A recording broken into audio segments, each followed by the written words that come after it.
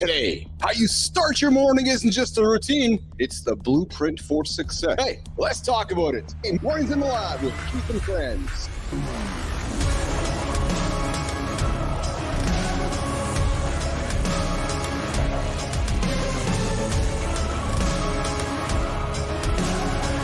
There we go. Good morning. Welcome to Mornings in the Lab. We start the weekly loop where we break down what it takes to dominate the day, take those bold risks, and hold yourself accountable to your biggest goals. Hey, I'm that host. I'm Keith Bilous. And before we jump into it, here's a quick heads up. You know how we go here in the lab. We like to drop the content that might make the kids squirm. Or it might increase the value of the tip jar. So I encourage you to take the kids out of the room, put the headphones on, but just know we might drop some salty language that might offend some young souls in the lab this morning. So just a heads up for that. Today, we're mastering the morning. That's what we do here on the show. We master mornings today, the blueprint for success. We have a guy, Kyle Harris. Yeah, Kyle Thomas.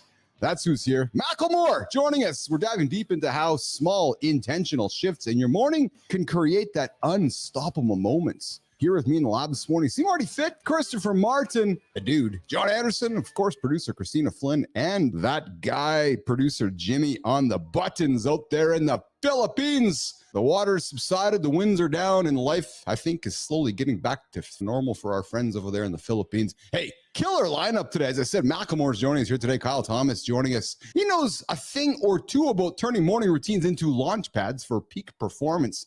Listen, the guy was Uber's 250th employee. Think about that. Yeah, not one, not the 5,000th. He might have been hanging out with TK for a while. Who knows? Yeah, we might have to ask him some questions about that dude. He's now helping ambitious job seekers land dream startup roles and crushing career goals. Here's what's coming your way today, guys. We got the morning loop coming up in a few moments. I got something to reveal. I think I lost an hour this weekend, and I just don't know where it fucking went, actually. And I got some humor. Johnny's not going to know what the hell I'm talking about when it comes to that, but I think Marty and Christina are going to roll their eyes at me. But I'm telling you, I found an hour, lost an hour, but there's an hour somewhere in my life here that I'm trying to find it. We got Thomas joining us for Center Stage, and he's sticking around for Deep Dive. After that, we got Jory Jansen joining us to talk about intermittent fasting and how that can empower your morning. Of course, in hour two, we got, yes, that's what's showing up in hour two. Morning two is Reloaded, followed by In the Gym with John and Marty. We're going to talk about the 10 most important principles of building muscle in the gym. Marty's going to lead that conversation with Johnny. And then we got the creator spotlight in the community corner, of course, business and branding with myself and Flinner.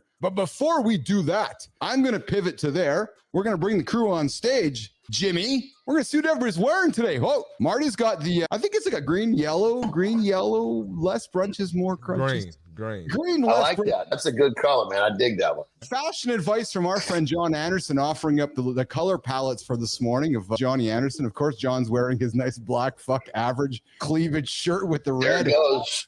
There it goes. Where he was crushed black on black with the statement Ed white AirPods, and I have adopted the black on black uniform with the black hat and got some cool glasses on today. That's what we're rocking today. Guys, how's the weekend loop going on? I got some funny shit to share with you guys, but what's going on? How are you guys today? Good. Pretty good, baby. Killer, crushing, man. But I'm so in tune with my circadian rhythm. I'm waking up long before my alarm. I was up at 2:40 today. I'm like, it's time to go, baby. It's time to go. I've literally known no one to brag about being so in tune with their circadian rhythm. That's the first time I've ever heard anyone brag about that. That's awesome. What that is. It's a work to get that son of a bitch dialed in. You don't just say, hey, circadian rhythm, get in place so I can wake up before my alarm. It takes some fucking work to get that in there. Oh, you just don't say it. Good morning. Good time. We see you there in the comments. Good to see you here this morning. Marty Flinner, I had a meeting with Johnny yesterday. We had a catch up, and I was telling Johnny that, yeah, man, I said, fuck, I feel great today. Got an extra hour of my day. I got up early. I went to bed early last night, crushed the extra hour, and he's looking at me what like, the fuck are you talking about, dude? What are you talking about? He goes like, my phone's just changed naturally. So I'm going through my whole day as life is normal. And Lauren comes home she had some shit to do yesterday morning, and she goes, Keith, I got this note from Catechism of Brookyosa School, and they're like, daylight savings is next weekend. I go, no, it just happened this weekend. She goes, no, it's actually next weekend. Come on, Marty, Tina, Johnny. Since Friday, I have been living on daylight savings time. I actually have thought it was so I went to bed an hour early Friday. I stayed up an hour later Saturday night. I got up yesterday thinking that the whole world had moved an hour. So Johnny, you have had a very distinct influence on me because I've lost the concept largely of time. I didn't know whether it was 2 o'clock, 3 o'clock. I got up yesterday morning at fucking 3 o'clock because I thought. And here's the thing. We'll use this little segment as a perfect example. Why the fuck did humans being waste so much fucking time about plus or minus an hour? Jesus Christ, put that energy into something that means something. Rather than, and because the crazy part is most people are sitting around bitching, oh my God, I lost an hour. Here's a crazy statistic. When whatever it is, I don't know when the fuck, whatever we lose an hour, whenever that is, there are more fucking heart attacks the next morning in the ER than ever before. That day, there are more fucking cardiac arrests because we're so fucking unhealthy. 1 hour loss of sleep and people are fucking croaking. I'll tell you, I feel awesome because I had less. I was so mentally set on attacking the daylight savings. I was so mentally set on getting I was so on point, Johnny. I'm like, okay, I got up early yesterday. Like I started my day. It's like, holy fuck, I'm an hour ahead of the world. And then I learned. How does that practically work? Did you have to reset good? your phones and shit? What did you do? Oh, because as Johnny said, Marty, that our phones just automatically reset themselves. So I got up yesterday morning thinking that everything just reset itself. Like literally my whole day yesterday, I was an hour off the rest of the world because I was convinced that we had dropped back an hour. Yeah, Well, good thing we didn't have the show.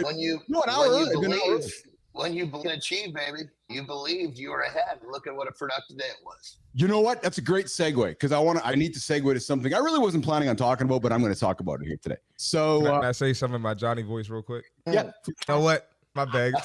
You know what?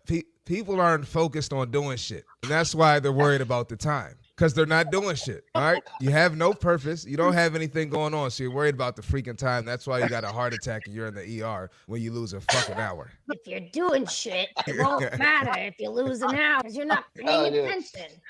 You lose an hour and you end up in the fucking ER. Oh, man. Not Keep doing mimicking. shit. The numbers keep going up. Just keep mimicking. Keep going, Marty and Johnny. Dude, I got to say, saying. Christina, I got to say, for a lady, you are at the top of the list of the John invitation. That was fire. That was fire. Because most people overtime, can't get that. They can't get that gravelly sound. The chicks can't get the gravelly sound. You got that nailed. That was good. I feel like I'm channeling like you go like a little bit to a New Yorker when I do it, but we're owning it. And Marty, he knows the words to say perfectly. So you guys are getting this down for sure. Yo, Johnny, I studied your Instagram and I talk to you every day. So I got it. I know what you're going to say before you say it. Marty, Christina, and John Anderson here on Mornings in the Lab with Keith and Friends, the only morning show that helps you guys achieve those big, audacious goals, those accountable goals. We start every single day, 8 o'clock Eastern time, right here on YouTube, LinkedIn, and X. We got a friend joining us, Kyle Thomas, in a few moments, a.k.a. Macklemore. Christina sent over his pictures. I'm like, fuck, the guy looks like Macklemore.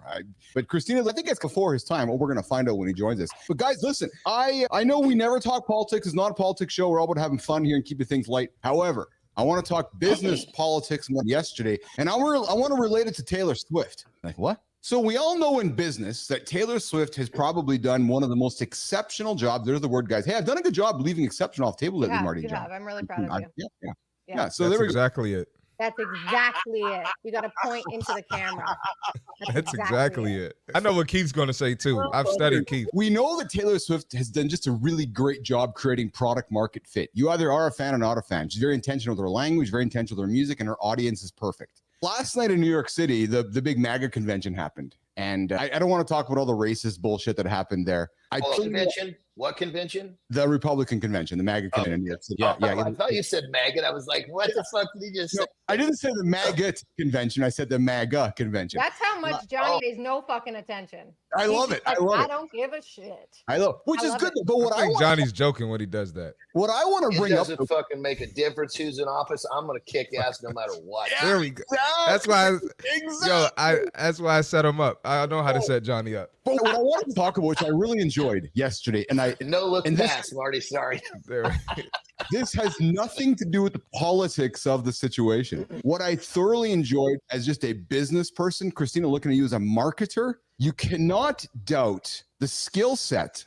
People can come and hate me all they want. You can't doubt the skill set that Donald J. Trump has at speaking to his audience. He does a really incredible job of knowing who he's speaking to and just says what he has to say. And you know what? And they fucking eat out of his hands. Again, this is not about saying who you should vote for. I simply just want to say there's a lesson in communication. There's a lesson in business. Go and watch him talk to his audience. And that's it. Don't lean into what politics are. Just literally listen to how he talks to his audience. The emotion that he connects with.